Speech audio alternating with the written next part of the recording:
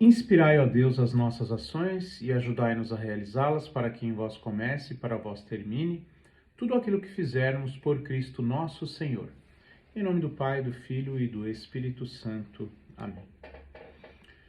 O mistério da Santíssima Trindade, ou seja, o dogma católico sobre a própria identidade de Deus, quem é Deus, é realmente um mistério. E por ser um mistério, algumas pessoas já de cara dizem que não é possível entendê-lo por ser um mistério, que em Deus tudo tem que ser racional, para tudo tem que existir uma razão, algo que vem do Iluminismo, da Revolução Protestante, de Martinho Lutero, passando pela Revolução Francesa, até chegar aos nossos dias. Então, pesquisando um pouco mais sobre esse assunto, encontramos alguns pontos interessantes e gostaríamos aqui de compartilhar. Por exemplo, temos aqui na internet um site que é o pt.churchpop.com, que conta a história de Santo Agostinho, o menino na praia e o mistério da Santíssima Trindade. O texto diz assim: andando pela areia da praia, Santo Agostinho submergia certa vez em pensamentos profundos e altíssimos que se elevavam ao céu. Entre seus raciocínios, pensava ele no mistério da Santíssima Trindade. Como é que pode haver três pessoas distintas, Pai, Filho e Espírito Santo, em um mesmo e único Deus?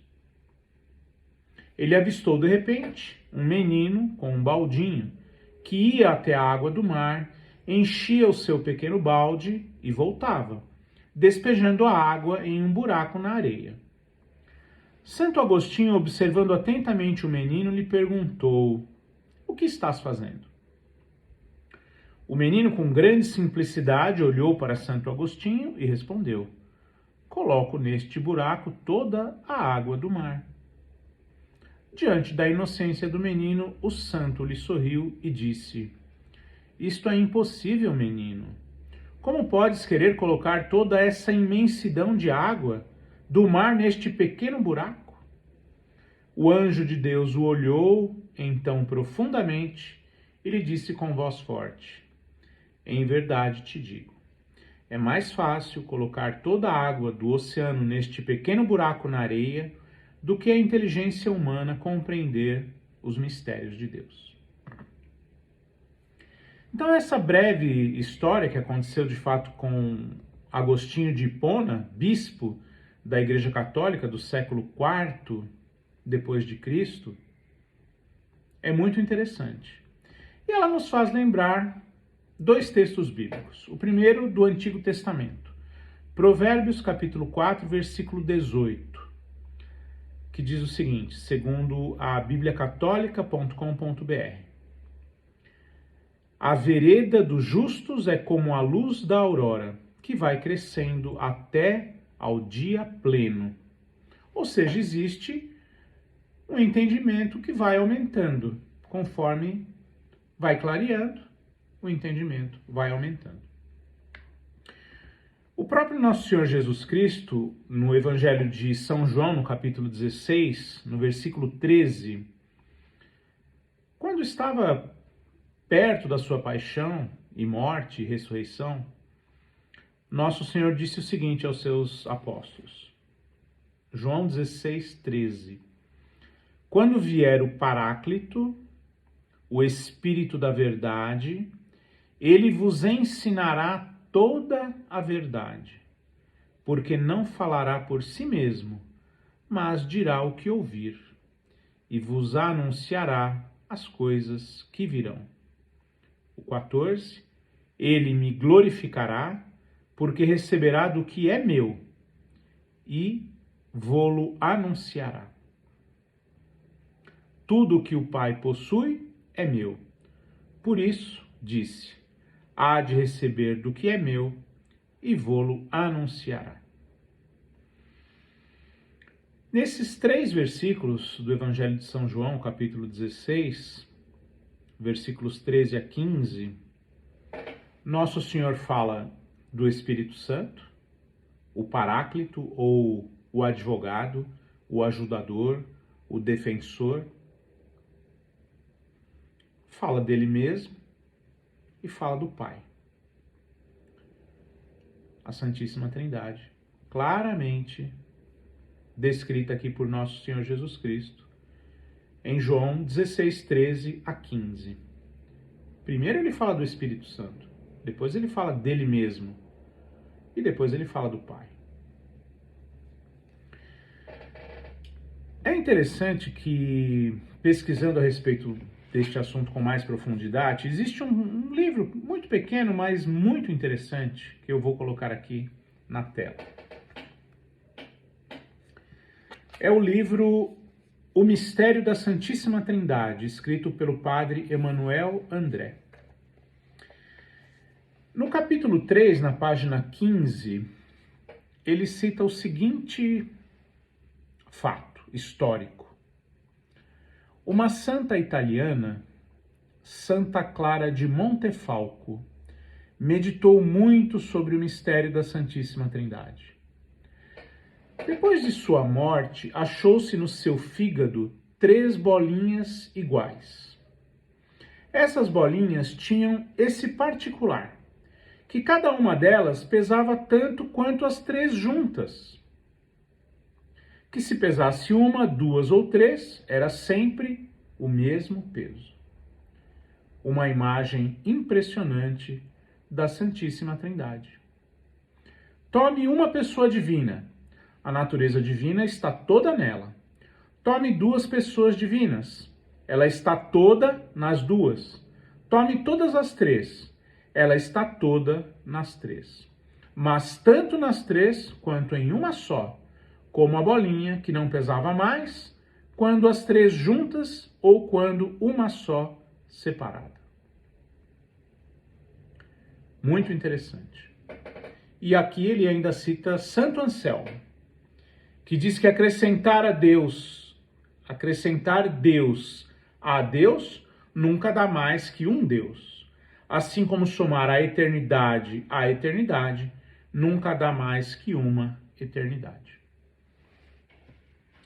Pesquisando um pouco mais na internet a respeito deste assunto, encontramos aqui o melhor artigo a respeito de Santa Clara de Montefalco está no site tfp.org.br, o site da Sociedade Brasileira de Defesa da Tradição, Família e Propriedade.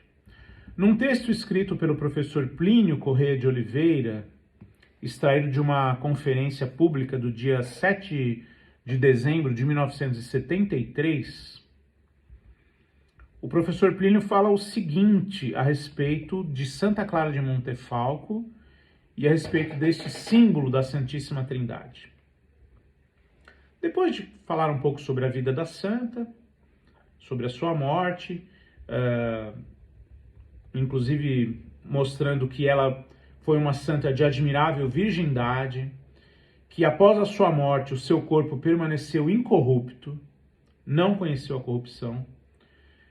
Em seu coração haviam cópias dos instrumentos da paixão de Cristo e o símbolo da Santíssima Trindade, que são exatamente essas 3 bolinhas, iguais, idênticas, de mesmo peso, juntas ou separadas. O professor Plínio diz o seguinte: as irmãs recolheram o sangue que corria do coração quando ele foi aberto e o puseram em uma ampola de vidro. O sangue difundiu nesse momento um odor suave. Ele permaneceu coagulado até hoje. E quando uma tempestade grave ameaça a igreja, vê-se que esse sangue se agita e se põe em ebulição, o que significa a cólera de Deus. A região endurecida foi aberta igualmente e examinada pelos médicos.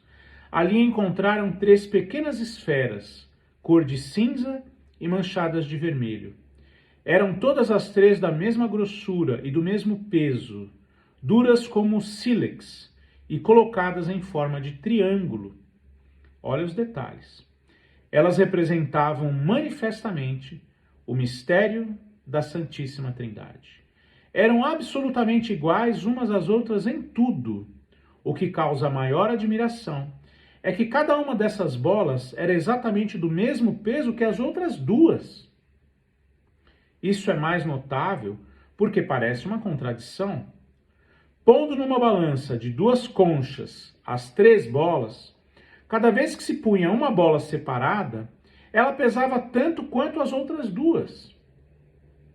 Isto é altamente teológico, porque é outro modo de exprimir que as 3 pessoas da Santíssima Trindade são tão iguais entre si que não se pode dizer que 2 valham mais do que uma, o que é o auge, o suprassumo da igualdade. E ao ser colocada numa das conchas da balança, uma das bolas, e na outra, uma pedra, ou qualquer objeto de peso igual, e que se acrescentasse as outras 2 esferas na balança, onde já havia uma, a balança permanecia imóvel como na primeira operação. Sem dúvida, um verdadeiro milagre. Era um sinal manifesto da Santíssima Trindade, una quanto à essência, diversa quanto às pessoas.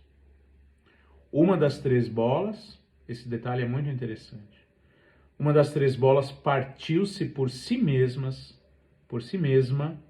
no momento em que a França, maculada pela heresia de Calvino, causou tantos males à Igreja. Santa Clara de Montefalco foi canonizada por Leão XIII no dia 8 de dezembro de 1881.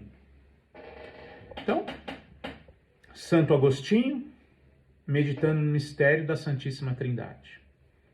Santa Clara de Montefalco, de tanto meditar nisso, 1000 anos depois de Santo Agostinho, teve esse vislumbre maravilhoso que foi deixado para os católicos. E o professor Plínio Corrêa de Oliveira, nesse artigo do ano 1973, consegue explicar e exprimir de forma tão bela uma doutrina tão linda e tão misteriosa, mas que é a própria essência de Deus. E que, como dogma católico, deve ser aceita e entendida, na medida do possível, das nossas limitações humanas, por todos os católicos. Que Nossa Senhora nos ajude, nos abençoe, nos proteja, por Cristo nosso Senhor. Amém.